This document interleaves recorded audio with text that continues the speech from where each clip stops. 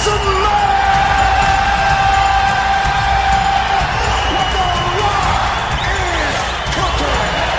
If you want the Rock to bring his ass to this ring, give me a hell yeah. Oh, hell yeah, he says. And we're back once again. I'm WB Ward. And I'm Chip Douglas. And together we can make up SCI Wrestling. Good to have you folks here inside of the computer today. Oh, man, it's been a heck of a week, hasn't it? And happy late Thanksgiving to everyone. Oh, yeah, this Thanksgiving was so cool. Now, actually, I haven't had mine yet. Oh, you haven't? Why not? Actually, well, I'm supposed to be meeting with family tomorrow. Oh, okay. So I'm still looking forward to it. So I had a pretty restful day here. How was your Thanksgiving? Oh, it was hit and miss. Hit and miss. I had the opportunity. Who'd you hit and who'd you miss? Well, we missed a cowboy tackler. I got to do something to scratch off something off my bucket list. Oh, and actually two things: A, go to an NFL football game on Thanksgiving Day. Oh, and you went to an NFL game? Yes, who'd you see? I saw the Dallas Cowboys and Oakland Raiders down in Dallas. Oh. So I got to see Jerry World at the same time. How is that stadium? Oh my God, it's ridiculous. I bet. Absolutely ridiculous. But it's incredible. It's very well done. I hear one of these days they're going to actually have a team down there. Well, we'll see when they play my Raiders. By the way, yes, for listeners, I am a diehard, livid Raiders fan. Why? It's a combination of things. That's a 30-minute episode upon itself. Okay. But I think we should include what's his name on that. Oh, Chris Plank. Yeah, he'll be right there with me. Yeah, he would. And so but then again, he thought I was a talented broadcaster too. So there you go. He just said that you make good coffee. Well, that's true. The sunbeams cannot penetrate my coffee. You should know there's something wrong with it when you turn creamer and it doesn't change color. You're not kidding. You can use it for mortar. But no, who won the game that you saw? Cowboys. Cowboys did win. Yeah, they won. No kidding. There is a God. Okay. Well, okay. Now, first off, say that. Yeah. Okay. Let's go over our social media here. First and foremost, we want to talk about our email. Still waiting to hear from you. If you have a question, pop an email to us at SCI at WBWard.com. That's SCI at WBWard.com. Now, here are the rules on this. If you have a question about anything that pertains with professional wrestling, what's the real name of so-and-so, or if you want to find out about the history of something, or something, a question on a current storyline, or just about wrestling in general, whether it be business related or storyline related, send us an email. It's SCI Wrestling SCI at WBWard.com. And if you wish, include your phone number and a good time to call, because if you want to, we can actually call you ahead of time and record your call and actually include your voice here in the show. And again, that email address is SCI at WBWard.com. I think another fun thing that we can do with the email is for those who have like some really just bizarre questions that you know the answers to, we can play a rousing game of Stump Chip.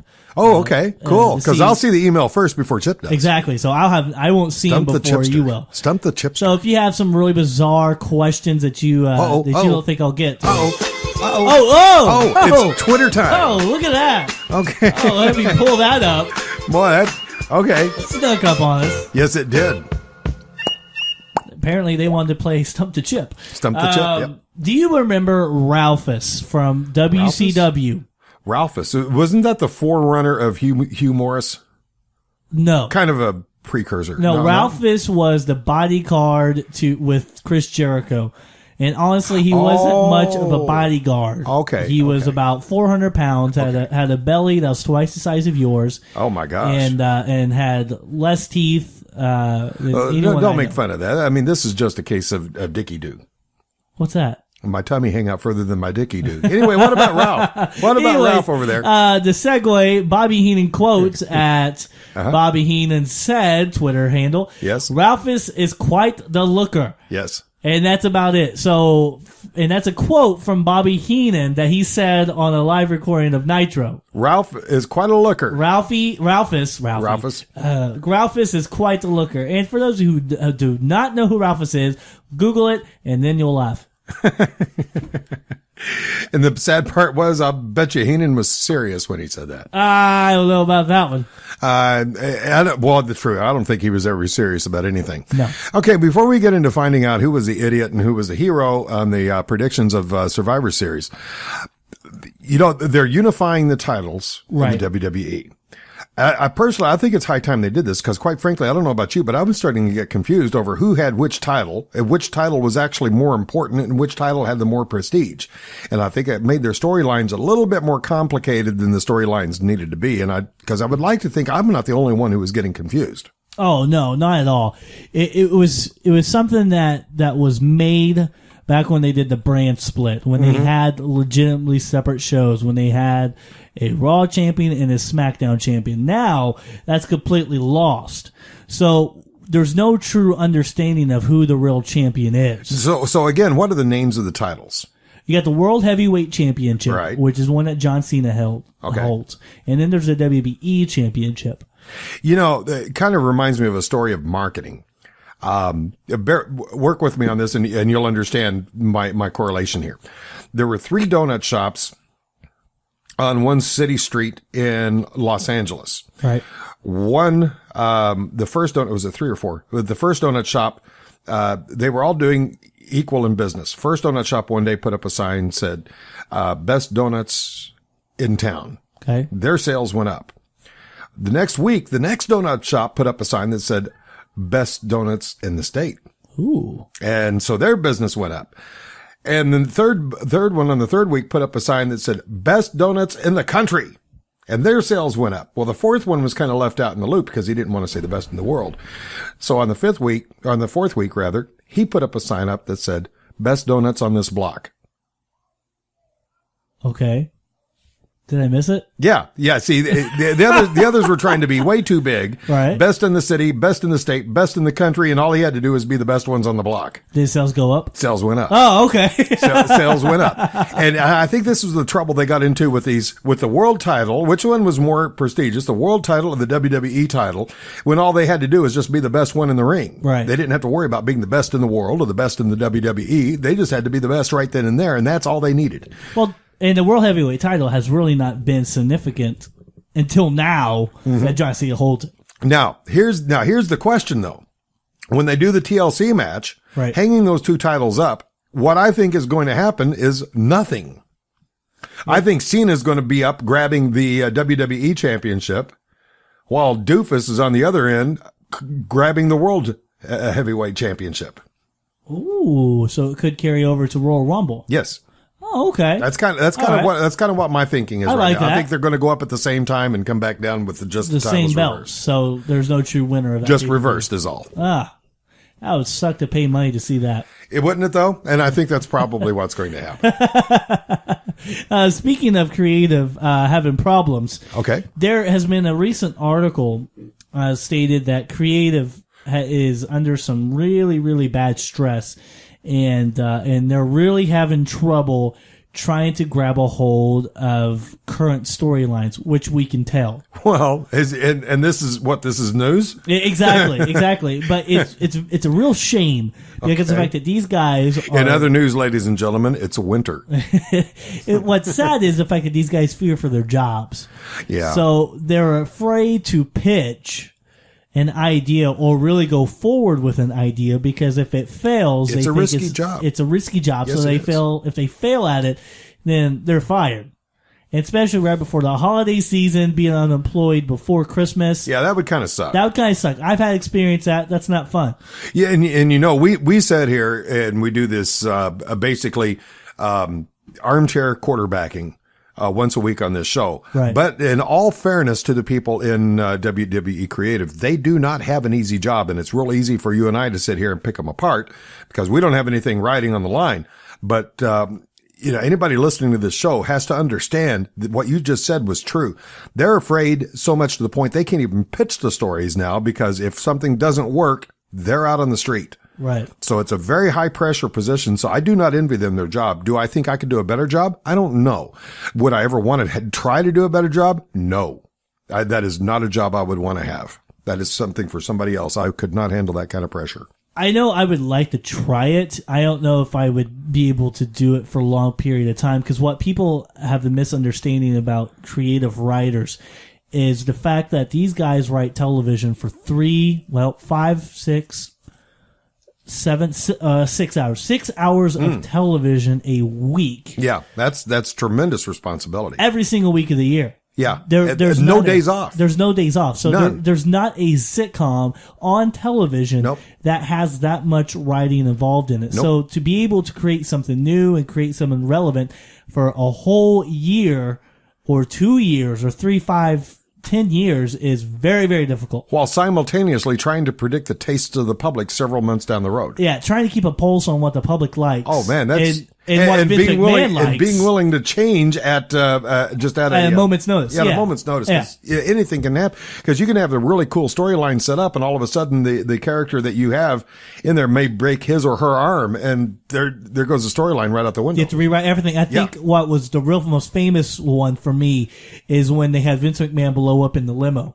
Oh yeah, there's a classic example of that, because they had to put the brakes on that, and they couldn't even do it gracefully. No, they couldn't, because the whole Chris Benoit situation happened days after that. Mm-hmm. So the next week, I think that happened on a Sunday, and then the Chris Benoit happened on a Sunday because there was a pay-per-view, and then Monday turned around. Yeah. And they had the remembrance show of Chris Benoit. Then like Tuesday, Wednesday is when the actual facts came out. So Vince McMahon had to go on television and say, listen. Yeah. It was one of the rare times when you saw them break kayfabe. Yeah. Yeah. They had break kayfabe, and that completely ruined the whole storyline of Vince McMahon being dead. Yeah.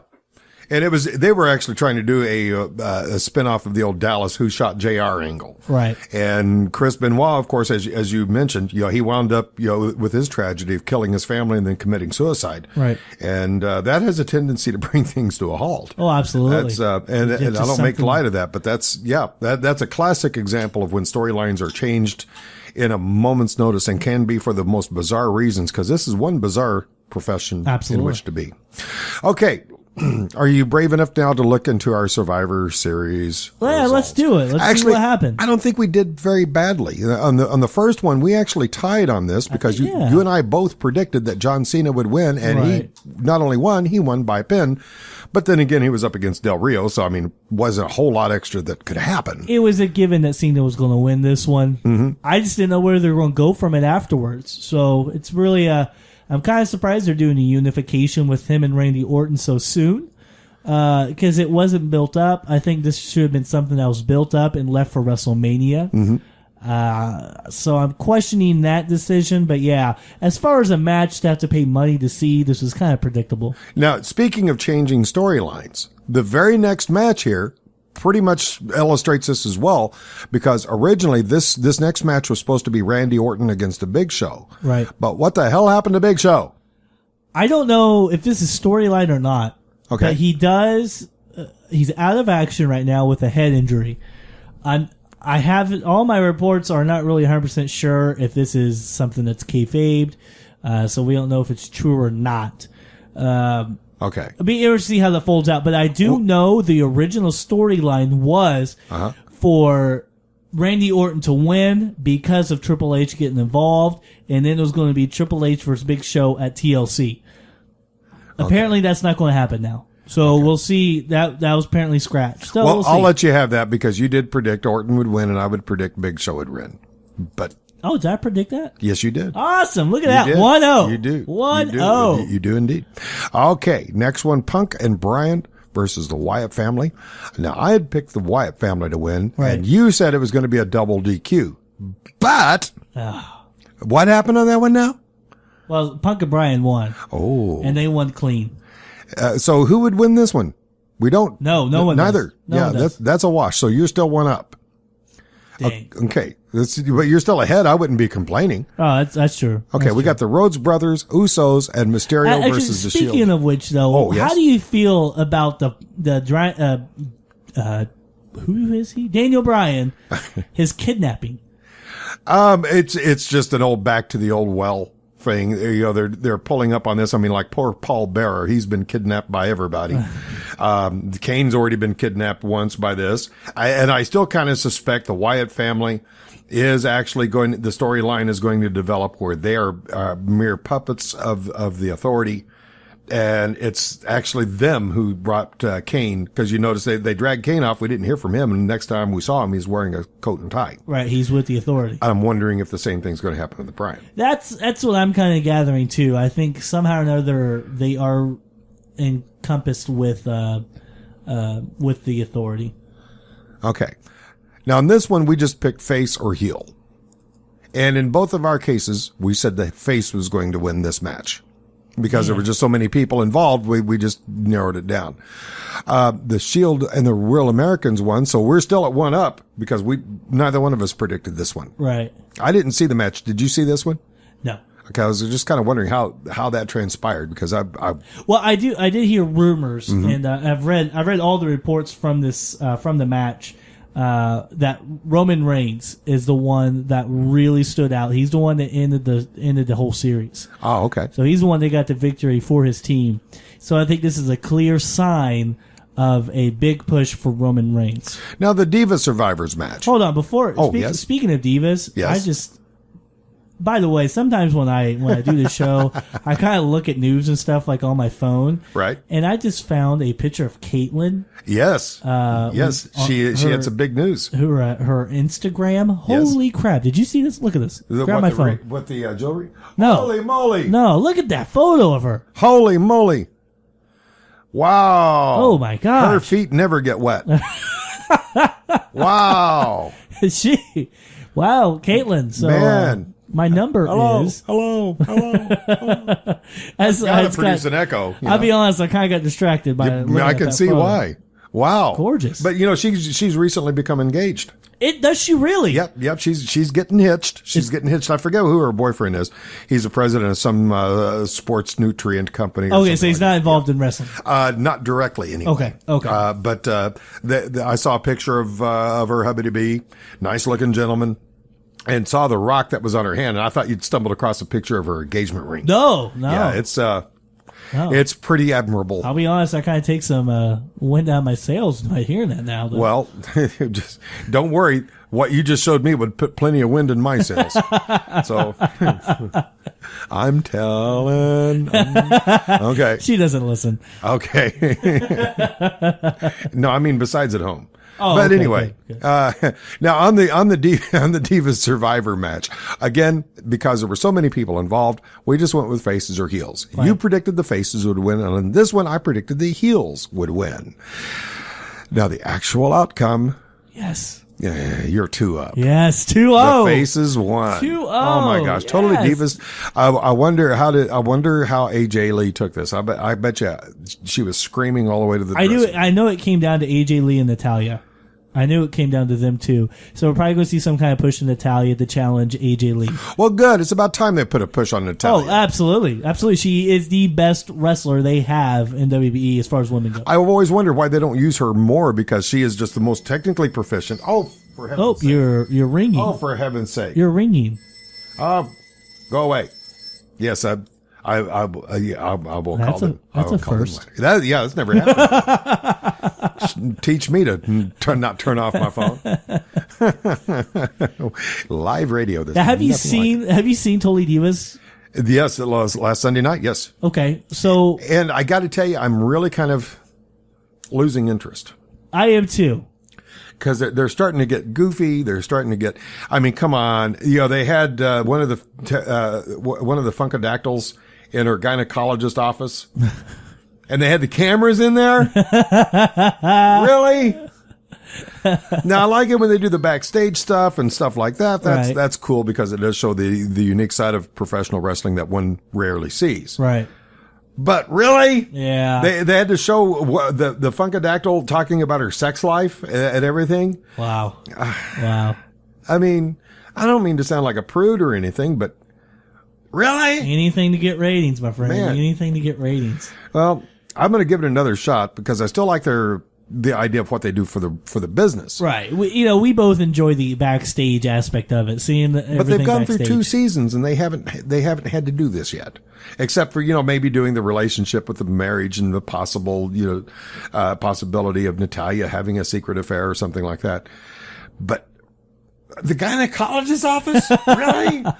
Man, I will never be able to go to Red Lobster again. Oh, geez. Okay, now on the Langston versus Axel, you and I both predicted Langston, and we tied. I have no idea what that means, by the way. Yeah, so Langston looks good. Yes. Now, there was actually storyline reports, I'm still laughing about that, that they were going to have him turn heel sometime soon again. Oh, I hope not. I would love to see him and John Henry hook up, since Henry's back in the Mark picture. Henry? Yeah. That's going to be the ultimate tag team. Yeah, I mean, I think it's Even good. if they both turn heel, that would still be, it'd still be a force to be reckoned with. Apparently, there was some writing going on to where not Mark, now you got me saying stuff weird. Big E was going to turn heel to challenge John Cena for the World Heavyweight title before this unification stuff came up. I don't know if I like that. I don't know why. There's something about that storyline that just doesn't work. It would just wash out, and it would just give John Cena another opportunity to keep the title for a couple more months. I mean, all due respect to Big E, he's a very talented performer. I think he's got a great future ahead of him in the WWE. I don't think there's any other promoter that would have him because, quite frankly, I don't think there's any other promoter big enough to handle him. But he just doesn't have the experience yet to go on that size of a stage. Right. And it's really exciting, though, to see this young talent. Oh. Yeah, I completely got distracted to the biggest point of this match. Is this the end of Curtis Axel? God, I hope so. I mean, what you've been wishing for might come to fruition. Send him to the gynecologist's office. Because of the fact that Heyman wasn't there. Yeah. So obviously they're losing the Heyman connection with him. He lost the Intercontinental title, which is the only strong significance that he had as a character. I'm so sorry. I developed a little bit of hiccup there. So I think we have seen the end of the Curtis Axel. Just wait till you catch the air biscuit I'm sending you. Whew. Oh, really? Oh, okay. Jeez. Okay. Yeah, I hope this is the end of Axel. I do. I mean, gosh, yeah, I hate saying that about anybody, but it's well, this is showbiz, and it's just not working. Right. He is not perfect. And obviously now they're realizing that he's not working, so I don't know what they're going to do with him. Well, I think, as shallow and as weird as this may sound, you know what I think would really help? What? They need to cut his hair. What do you mean cut his hair? He doesn't have long hair. Well, they do definitely need to change his hairstyle, because the problem is, or shave his beard. He's a grown man, but he looks like a 12-year-old. Shave his beard. He's got an image problem of some kind. Right, yeah. Shave the beard. Redo his hair, shave his beard. I think that would work. Because Mr. Perfect didn't have a facial hair. No. His grandfather did, which is probably why they even kept the beard on him. But you're right. I don't like his hair at all. Actually, I think his hair is pretty bad. But I'm sorry, he just comes off looking doofy. I agree.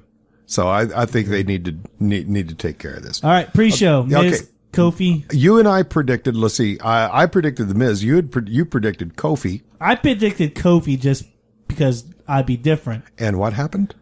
Well, you were right, yes, but still, it doesn't matter. No, because it was a sleeper match anyway. It doesn't matter. And two, I still won Survivor Series predictions. Yeah, well, not by much. Accidents will happen. But to go back to my statement that I was going to make, it's with the future talent that we see that's coming up. When I'm talking about future talent, I'm talking guys that are still young, like Big E Langston, for instance. Yeah. Roman Reigns, with the Shield, Seth Rollins, the Usos, Cody Rhodes, Bray Wyatt. Who do you see in that group that could really make a significant difference in this industry? The Wyatts. The Wyatts? Absolutely. Okay. Absolutely. And not Axel. No. And there's a reason why I didn't say that name in the group. Yeah. But actually, I think one guy in the Wyatt family that I actually think would be able to branch off and do it on his own is it Roman Harp? No. You talking about the black-haired guy? Yeah, the guy that looks like Brody. Yes. In fact, in Independence, he was known as Brody Lee because I can see that because of his resemblance to what was his name? Oh my gosh, I got the name Brody in my mind. Yeah. Oh, well, let's go with that one.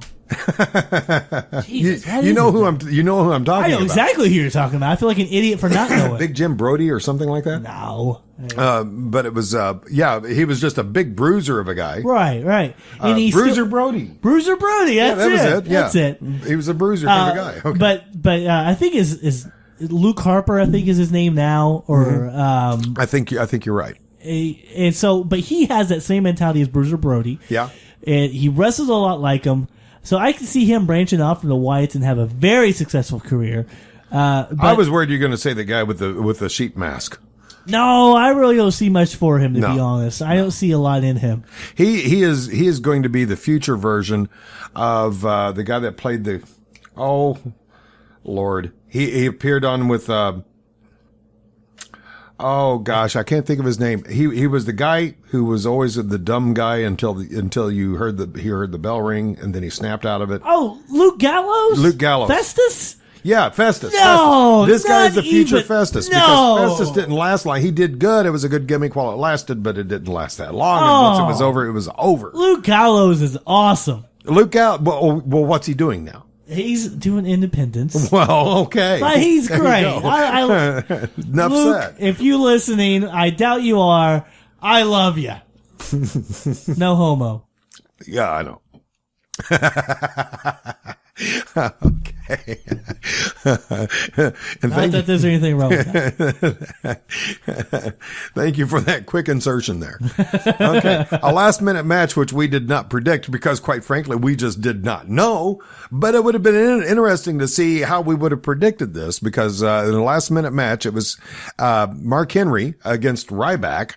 And from what I understand, Henry just ate Ryback's lunch. Yeah, it was a Ryback open challenge. And Mark Henry did his return to come back and challenge him. So that was pretty cool. I think that's a great return. I think it's a great person to come back. I hope he was only gone because he was on vacation or something. Oh, he was hurt. Was he hurt? Yeah, he was hurt. So he had to take some time off to heal. Hearing the name Mark Henry and injured all in the same sentence is just not something you hear very often. Oh, that's absolutely not true. Really? He gets banged up pretty bad? A lot. In fact, WBE gets frustrated with how often he does get injured. Really? But I thought he was pretty indestructible. No. That guy always has to take time off for injuries. But you're looking at a guy who's in his early 40s. Big guy, has been wrestling for quite a while. And before that was a professional weightlifter. Is that the right term? I guess. Sure. I don't know what else you'd call him. Powerlifter. Powerlifter, actually, would be the actual name for it. Which takes a lot of effect on your body in general, lifting that much weight over your head and bench pressing. So it doesn't surprise me that, he can break down at How does one apply for a job like that? At what? Weightlifter. I mean, you just do it for your whole life and then the right person sees you and there's always little competitions to go to that, and then you can always do Olympic trials. That's how he was discovered, was by the Olympics. Okay, now the next big pay-per-view coming up, of course, is going to be TLC, tables, ladders, chairs. Oh my! Tables, ladders, and chairs. Oh my! And it'll be interesting to see about the double championship, but I got a feeling this is going to result in a big disappointment with just simply the titles swapping over from the talent. I like that. That's a good prediction. I don't know I haven't got my prediction yet, but well, it depends too on how far apart the belts are placed, because you'll notice that they've been very vague on how this is going to be carried out. They have to put them on the same rope. They have to put them on the same rope, but how far apart? I mean, if we have ladders on either side of the ring, right, where they're far enough apart, they could easily go up the same ladder and just grab different belts and come down with them. That's true. When is TLC? Do you know off the top of your head? Barker. Make it quick. I don't know. Okay, that's okay. We know it's coming up here in 2 or 3 weeks, something like that. It's not too far away. About 3 weeks. But we can tune into Monday Night Raw and of course Friday Night SmackDown coming up. You're going to hear updates as they come along, and then tune back here next week for more of this show that we call